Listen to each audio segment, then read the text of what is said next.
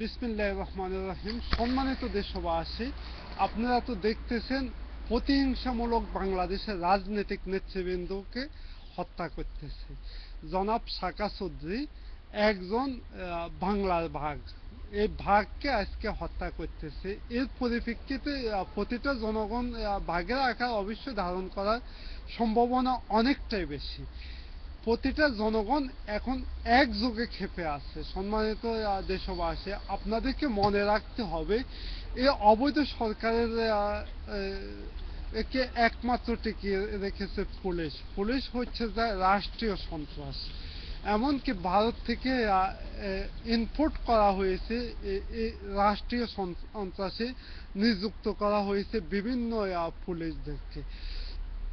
এখন এখন আপনারা আপনারা আপনাদের দেশকে যদি রক্ষা করতে হবে, এই সন্ত্রাসী বাংলার পুলিশ বাহিনীকে আপনারা সর্বপ্রথম বিচারের আওতায় আনতে হবে।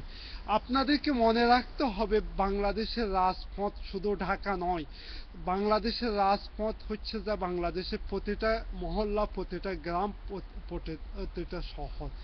এমনকি এমনকি দেশের রক্ষক হচ্ছে যে বাংলাদেশের প্রতিটা নাগরিক।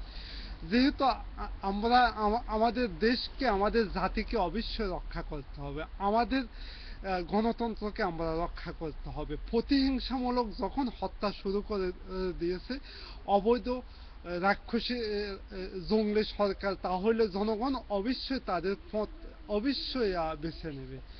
এই জঙ্গলিদেরকে অবশ্যই বিচার আনা আমার মতে কোনো অপরাধ নয়, কিন্তু এই জঙ্গলিদেরকে অবশ্যই বিচার আওতায় আনতে হবে। জঙ্গলিদেরকে বিচার আওতায় আনার জন্য আপনারা শুধু ঢাকার পথকে বেছে নেবেন না, দেশে প্রতিটা মহল্লা থেকে প্রতিটা পাড়া, এমনকি সব জায়গায় যত জঙ্গলি আছে সব জঙ্গলিদেরকে আপনারা বিচার আওতায় আনবেন।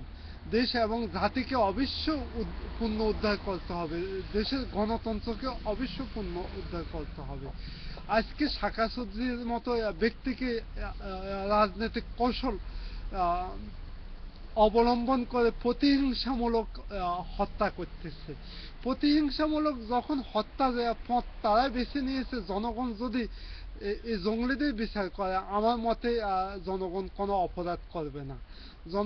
জনগণ একটা গণতান্ত্রিক দেশের সর্বকালের সর্বশ্রেষ্ঠ বিচারক হচ্ছে যে দেশের জনগণ। জনগণের আদালতে কিন্তু এই জঙ্গলিরা অবশ্যই বাঁচতে পারবে না। এই জনগণের আদালতে অবশ্যই তাদেরকে পড়তে হবে। অবশ্যই তারা, জনগণ যদি একবার রাস্তায় এসে পড়ে, কিন্তু জঙ্গলিদের আর বাঁচার উপায় থাকবে না।